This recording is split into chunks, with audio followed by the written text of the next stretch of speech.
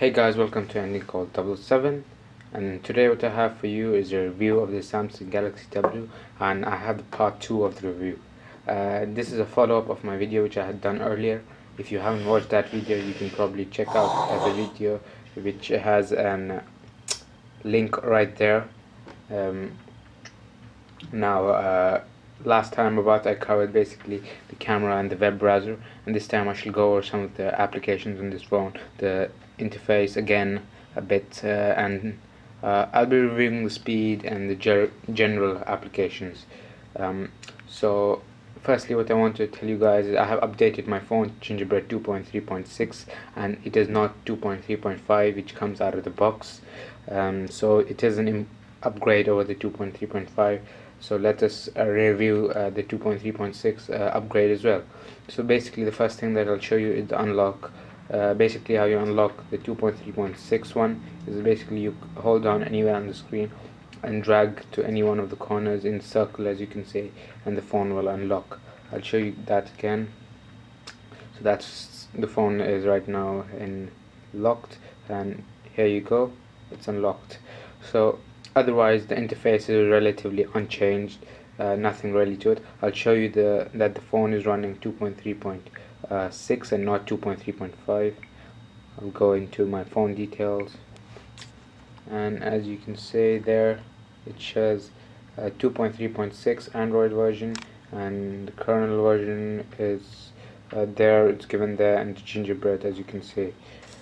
So this proving to you guys that it is an upgrade over 2.3.5, and hopefully they should be upgrading it further to Cyanogen mod, probably by unofficial developers, or maybe even officially by Samsung to ice cream sandwich. Other than that, everything's unchanged. Although you see a bit better performance on this phone, a bit snappier performance.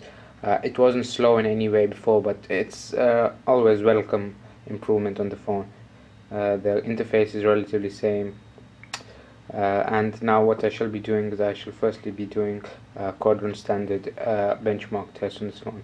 Wi-Fi is turned on. I shall be doing Quadrant standards. Okay, here it is, Quadrant standards. I shall be doing a full benchmark of this. So run full benchmark. I'll pause the video and come back with the benchmarks because this takes some time. So, okay, looks like we have the benchmarks here, and I shall zoom in so you can see exactly what the benchmarks are. It does outperform the Galaxy S, but the score is relatively low, as you can see, and there are several devices that have a better score. Now you'd be wondering why this is so. This is mainly due to the fact it has a single core processor, not dual core. Most phones out there which score high have a dual core processor, and they generally tend to do better in a benchmark. However, I would like to bring it to your notice that the benchmarks, although they are low, the performance in this phone is definitely not cheap, or it's not a bad performer. This gives you a performance that you'd see generally on a dual core, but generally due to the single core processor it cannot perform well in benchmarks. And this is not a budget phone or a phone like the Samsung Galaxy Ace or Samsung Galaxy Y. It is definitely a good phone. It will not let you down in most situations, although if you're basically multitasking huge amounts, playing a couple of games in the background, or running a web browser with a large page in the background along with playing games, then maybe you should see a slowdown, but otherwise there shall be no slowdown. Okay, now what else I will do is I will review one more quadrant, which is not quadrant, a benchmark, which is basically the Neo score, and then after that I shall also be doing a review on the applications like the email application, the gallery. So let us go into Neo score, and there you can see Neo score. Now this is another benchmark application which I'll run. So there you can see Neo Core running on it.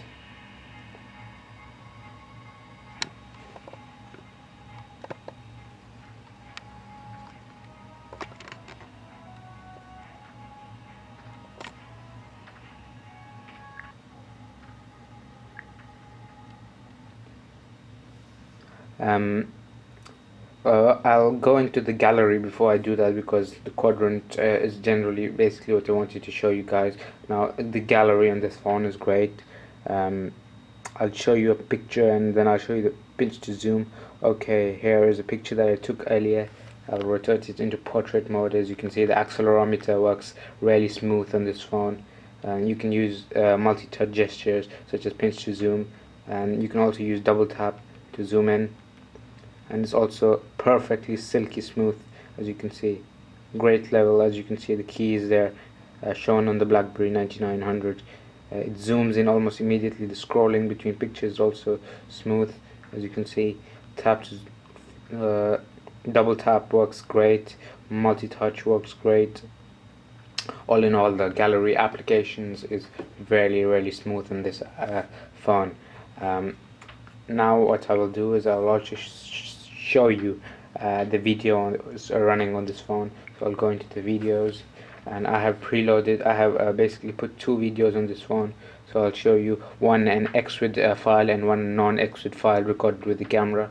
So basically, first I'll show you a file that I recorded with the camera.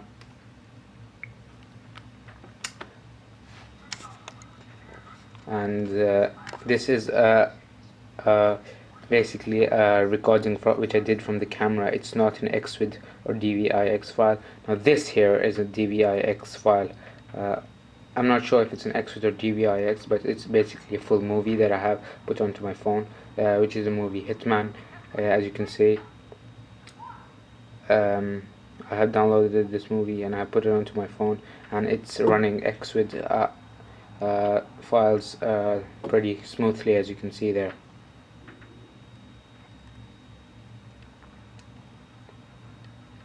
There you can see, basically it runs videos really smoothly on this phone. There's no lag or hiccups on this phone. Really great videos. So entertainment wise, it's a great phone. And the music player, as you can see there, is also great. I'll just run any song and I'll turn up the volume.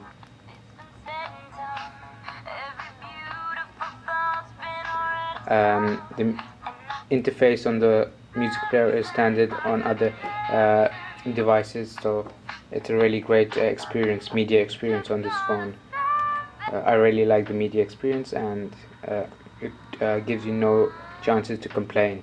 And the keyboard on this phone is generally their standard keyboard, and this is the Go keyboard that I installed, but there are several other keyboards which you can use.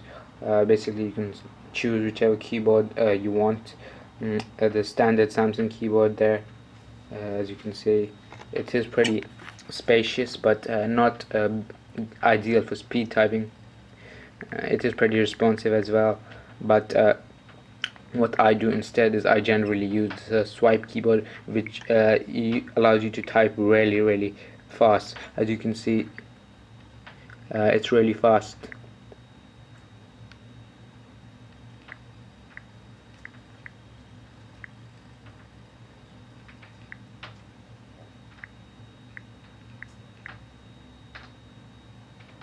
So there you can see I just made a single error in the whole sentence due to the swipe keyboard, but and you could see that I typed it really fast using the swipe keyboard. So if you're into speed typing, this is a good phone again, due to the swipe keyboard, which allows for fast typing. It's just a matter of time until you get used to the swipe keyboard, and then you'll be typing all your texts and messages really fast. And here is the standard interface of the messaging. Nothing really great to it. I shan't be going into it. What I shall be going is I shall be showing you okay, I'll go into the dialer first, which is a standard Samsung dialer, which has several tabs on top there, which gives you basically your call logs, your contacts, and your favorites all in one log, one tab over there, and your keypad is on the first tab there.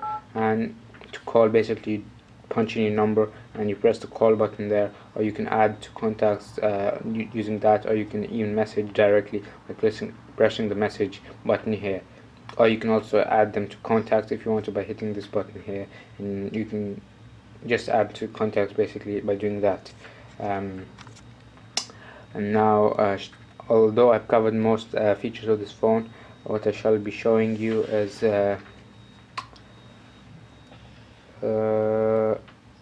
I'll be showing you Nanomark 1, which is a benchmark application, probably the second last. After this, I shall be showing you a gaming performance on this phone, and I shall be wrapping up with that. So without further ado, I'll run Nanomark 1. Okay, it is a GPU testing application, so there you can see it running. I'll pause the video here. Okay, here are the results. As you can see, I have scored about 41.2 frames per second on this phone. So I shall be just going to show you the score exactly. There you can see the FPS given right there. Sorry about that. Over there, 41.2 FPS, which is pretty decent, I would say. Not too low, not too high, but okay for such a phone. Now, second last benchmark I'll be doing is the Smartpen 2011.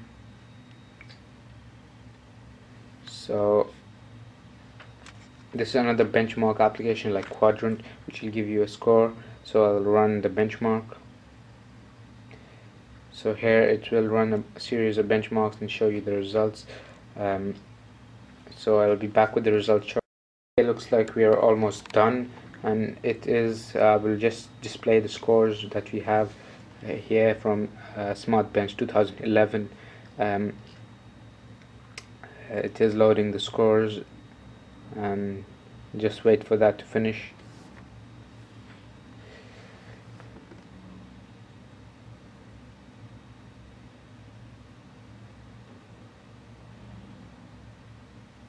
Okay, we have the scores now, and I'll just zoom in into the scores. What the score we have achieved is basically 2179 on the GPU and 1844 on the CPU. And as you can see, the CPU score is not low as compared to the other devices. As you can see, it's only a couple of maybe 200 to 300 points away from devices like the Galaxy S2, which will clock to 1.5 there. But the main difference between the Galaxy S2 and the Galaxy W, as you can see there, is the CPU score, mainly due to the fact that they're all dual cores and they're also overclocked. So I wouldn't take this as the stock score of the Galaxy S2, as this is showing you the overclock speeds at which Galaxy S2 was running when this benchmark was taken. So without overclock at this stock 1.4 gigahertz CPU speed, it scores 1844 for a single core, which is pretty good, I would say. And the GPU is performing as good as other GPUs out there on the market. So hopefully I've given you a rough idea of how this phone performs on benchmarks, and also how it performs on practical usage, which are basically two different things. And I wouldn't compare, I wouldn't use benchmarks alone to judge a phone by its usability and speed, as I would combine it with the benchmarks as well as the user interface of the phone.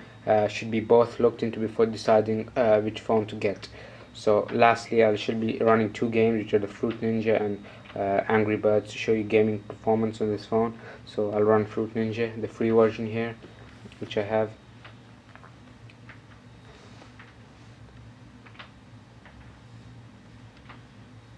I'll enable sound as well.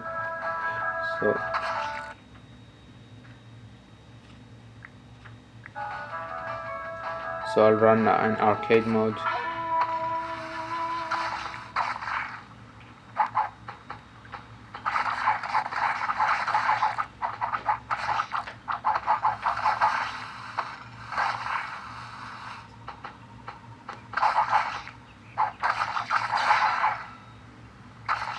And I'm not really playing like I usually do, but since this is just to show you how well the phone performs. So there's no lag or any hiccups on this game. It runs silky smooth, and I can use this to play generally. So all in all, it's a good game performance on the phone than you can expect. so you won't be disappointed even if you want to game on this phone. So I really recommend this phone to all those users who are looking a really fast phone for a lower budget than the higher dual cores. So lastly, what I'll do is I'll run Angry Birds.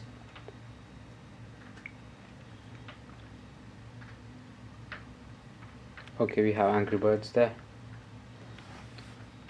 I'll take it into portrait. I'll wait for the game to load up.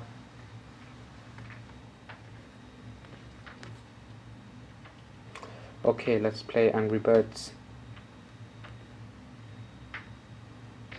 So there you can see I'm playing Angry Birds.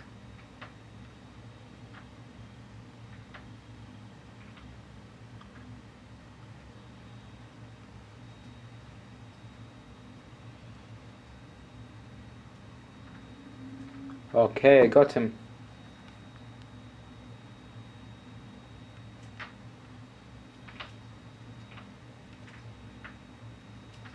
And there you can see Angry Birds runs smooth, I'll tell you, really smooth on this phone as well. I wouldn't be disappointed for gaming on this phone. Although I don't use it for gaming, it is capable of gaming as well due to its Adreno 205 GPU. So all in all, this is a good phone for its price, and it is comparable with the Samsung Galaxy S2 to some extent in its usability and what it has to offer in terms of speed. But obviously, since that runs a dual core, it is snappier than this. I wouldn't really compare the two devices, but for a single core phone, this is blazing fast phone, and it compares to the Galaxy S2 basically in terms of only its speed in the general interface, not its scores in the benchmarks. So all in all, I would really recommend this phone for a low budget high performance phone. Thanks guys, please rate, comment and subscribe for more videos like this.